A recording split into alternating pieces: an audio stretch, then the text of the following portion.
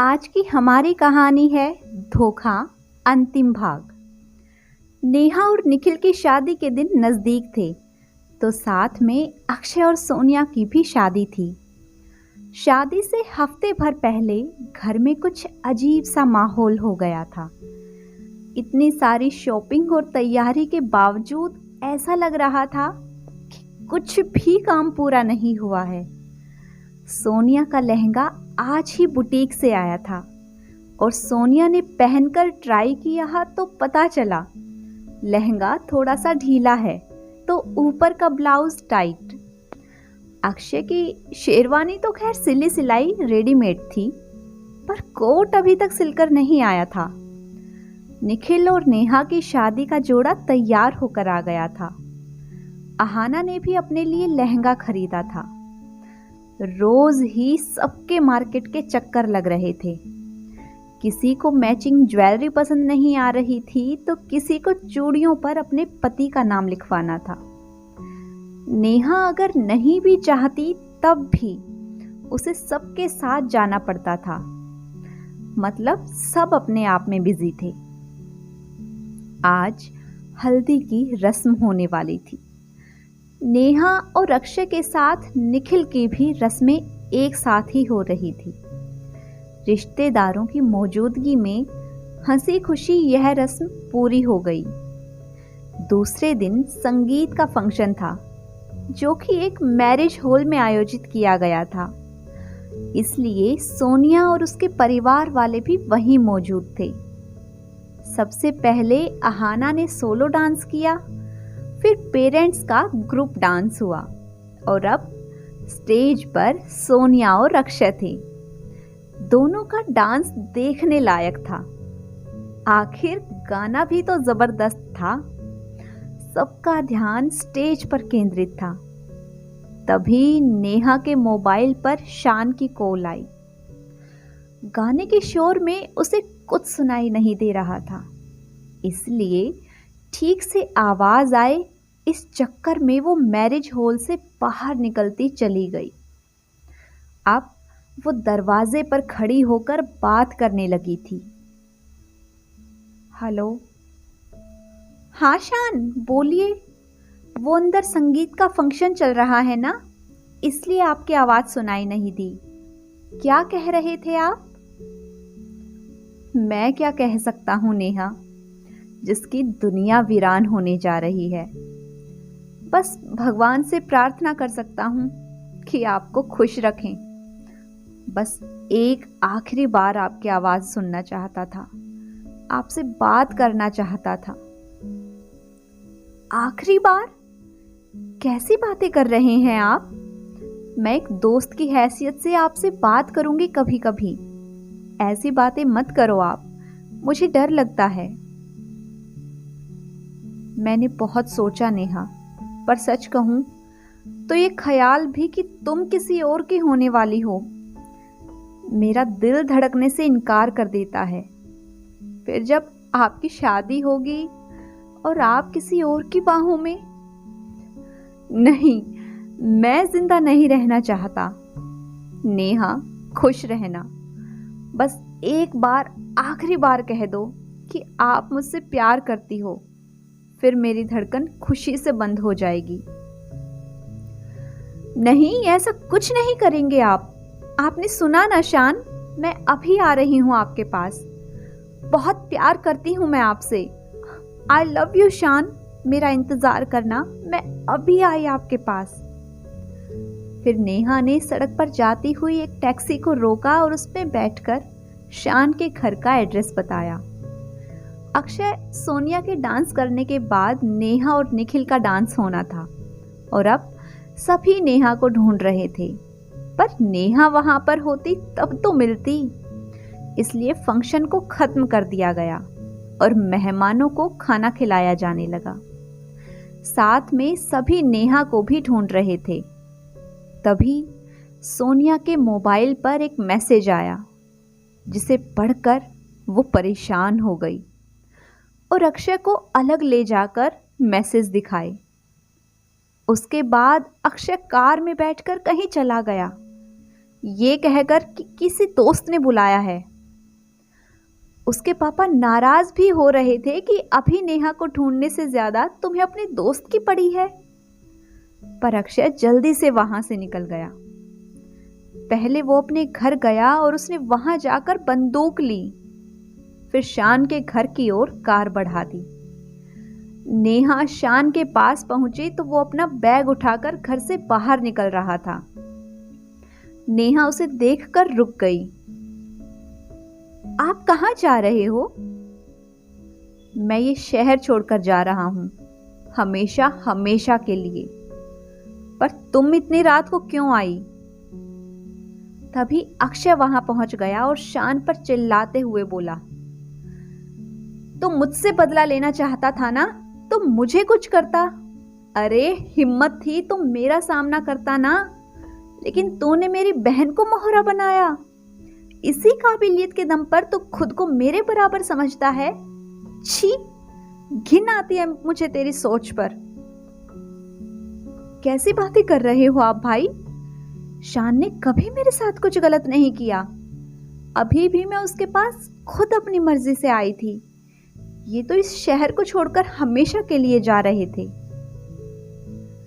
अक्षय ने बंदूक निकालकर शान पर तान दी और बोला, मेरी भोली भाली बहन को तूने कौन सी पट्टी पढ़ा दी है जो उसे कुछ भी समझ नहीं आ रहा, और ना ही वो देख पा रही है कि तूने ही मजबूर किया होगा।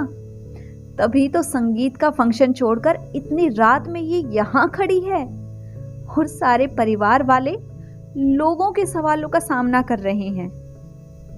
अब नेहा जैसे नींद से जागी और आश्चर्य से शान को देखने लगी। फिर उसे झकझोर कर कहने लगी, सच बताओ शान, क्या आपने मेरा इस्तेमाल किया है केवल बदला लेने के लिए? आपका प्यार से बोलना, मेरा ख्याल रखना सब झूठ था, फरेब था और कुछ नहीं। नेहा उसे झकझोर रही थी कि शान ने उसे अपने आप से बेदर्दी से छुड़ाते हुए कहा, हाँ अब छोड़ो मुझे एयरपोर्ट जाना है, मेरी फ्लाइट है अमेरिका के लिए। शान को रोकने के लिए अक्षय ने अपनी बंदूक उस पर तान दी और बोला, तुझे लगता है तू मेरी बहन को धोखा देने के बाद इतनी आसानी से शहर छोड़कर जा सकता है? पर नेहा शान के आगे खड़ी हो गई। उसे जैसे सब ख्वाब की तरह लग रहा था। उसे अभी भी शान पर भरोसा था और अब वो शान के आगे जाकर अक्षय को समझाने लगी थी कि शान बेकसूर है।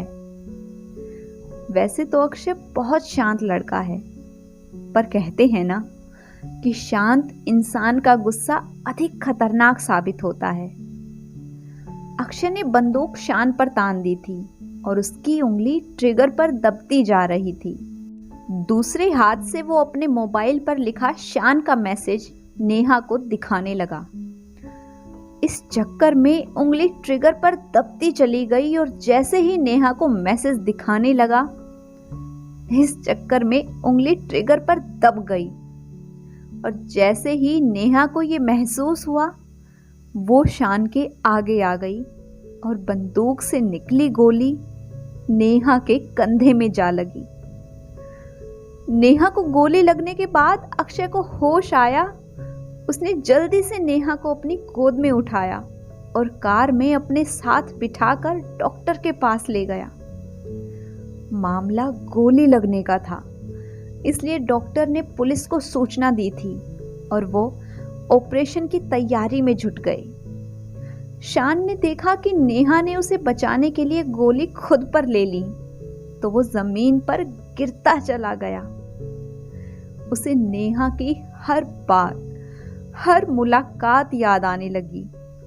याद आने लगे वो खूबसूरत पल जो उसने नेहा को अपने जाल में फंसाने के लिए बिताए थे। उन लम्हों में खुद को खुश होता हुआ पाया उसने। वो अपने जहन से नेहा को निकालने के लिए खुद को याद दिलाने लगा कि मैं सोनिया से प्यार करता हूं, पर दिमाग ने सोनिया को सोचने से इनकार कर दिया और शान को बताने लगा कि सोनिया से प्यार प्यार नहीं, आकर्षण था। अगर प्यार था भी तो सोनिया ने उसे कभी स्वीकार नहीं किया। और एक नेहा है जो सब कुछ जानते हुए भी तुझे बचाने के लिए अपनी जिंदगी दांव पर लगा गई। उसका मन अब उसे कचोटने लगा। कैसा इंसान है तू, जो अपने प्यार को मौत के मुंह में जाता हुआ देखता रहा। तुझ जैसा बदकिस्मत मैंने आज तक नहीं देखा। सोनिया ने तुझे ठुकरा कर अक्षय को चुना, फिर भी तो उसे तकलीफ में नहीं देखना चाहता। और नेहा, तेरे लिए अपनी जिंदगी और मौत के बीच में झूल रही है वो, फिर भी तुझे कोई फिक्र नहीं। शान ने जैसे अपने मन को डांटते हुए कहा, नहीं, नेहा मुझसे दूर नहीं जा सकती। और उसने सोनिया को कॉल लगाया। सोनिया ने शान का नंबर देखा तो थोड़ा घबराते हुए हेलो कहा, पर शान ने बगैर सुने कहा, नेहा जिस हॉस्पिटल में भर्ती है वहां का एड्रेस मैसेज कर दो प्लीज। फिर सोनिया ने मैसेज भेजा और शान बाइक तेज चलाते हुए वहां पहुंचा। नेहा का ऑपरेशन सफल हुआ था, पर उसे अभी होश नहीं आया था। कॉरिडोर में पूरी फैमिली के साथ पुलिस भी उसके होश में आने का इंतजार कर रही थी। शान सबसे पीछे खड़ा था। उसके मन में बहुत सारी बातें चल रही थी। अगर नेहा ने मुझे माफ नहीं किया तो, परिवार वालों ने निखिल से उसकी शादी कर दी तो, और यह सोच उसे कमजोर कर रही थी। कहाँ कुछ देर पहले वो नेहा को संगीत फंक्शन से अपने घर बुलाकर दुनिया की नजर में बदनाम करना चाहता था, और कहाँ अब वो नेहा के बिना जीने की कल्पना भी नहीं कर पा रहा था। आज उसे ऐसा लग रहा था कि धोखा वो नेहा को नहीं, खुद को दे रहा था। नेहा तो शान की धड़कन में सांसों की तरह चल रही थी। तभी नर्स ने बाहर आकर पूछा, यहां पर मिस्टर शान कौन है? पेशेंट को होश आ गया था, वो शान का नाम लेकर फिर से बेहोश हो गई है। शान ने सुना तो वो आगे आया और नर्स उसे नेहा के पास ले गई। शान नेहा का हाथ अपने हाथ में लेकर रोते हुए माफी मांग रहा था। उसकी आंखों में आंसू नेहा के हाथ पर गिर रहे थे। नेहा ने कसमसाते हुए आंखें खोली और फिर शान को अपने करीब देखकर मुस्कुराते हुए उठने लगी। शान ने देखा तो उसे फिर से लिटाया और कहा, तुमने मुझे माफ कर दिया? नेहा ने टूटी सी आवाज में कहा, जिसे दिल में जगह दे दी उससे कैसी नाराजगी, कैसी माफी। शान ने नेहा की हथेली को होठों से लगा लिया। निखिल और उसकी फैमिली सारी बातें समझ गए थे, इसलिए वो घर जा रहे थे पैकिंग करने। निखिल वाकई अच्छा लड़का था। उसने कोई हंगामा नहीं किया, बल्कि अक्षय और उसके पापा को समझाया कि वो नेहा और शान की शादी करवा दें। फिर 2 दिन बाद अक्षय और सोनिया के साथ शान और नेहा की शादी हो रही थी। दोस्तों, प्यार बलिदान मांगता है। सच्चा प्यार देना जानता है, छीनना नहीं, जैसे कि निखिल ने किया। वो भी नेहा से प्यार करता था, पर जब उसे सारी बातें पता चली तो खुद ही रास्ते से हट गया। काश सभी समझें कि प्यार भरा दिल सबको खुशियां देता है, छीनता नहीं। प्यार में मिले इनकार को धोखा समझना खुद को धोखा देना है, क्योंकि किसी को प्रेम करना तो हमारे वश में है, पर दूसरा उसे स्वीकार करे ये हमारे वश में नहीं है। प्रेम जीवन देता है, प्रेम जीना सिखाता है। प्रेम को प्रेम के भाव से देखिए, फिर वो धोखा नहीं, नसीब का लेखा दिखेगा। अगर आप सभी ने इस कहानी के पिछले भाग नहीं पढ़े हैं तो चैनल पर विजिट करके इसके पिछले भाग ज़रूर पढ़ लें। अगर आप सभी को आज की ये कहानी पसंद आई है तो वीडियो को लाइक कीजिए, शेयर कीजिए और अगर आपने अभी तक इस चैनल को सब्सक्राइब नहीं किया है तो ऐसी ही मज़ेदार कहानियाँ सुनने के लिए और अपडेट रहने के लिए चैनल को जल्दी से सब्सक्राइब कर लें। Thanks for watching.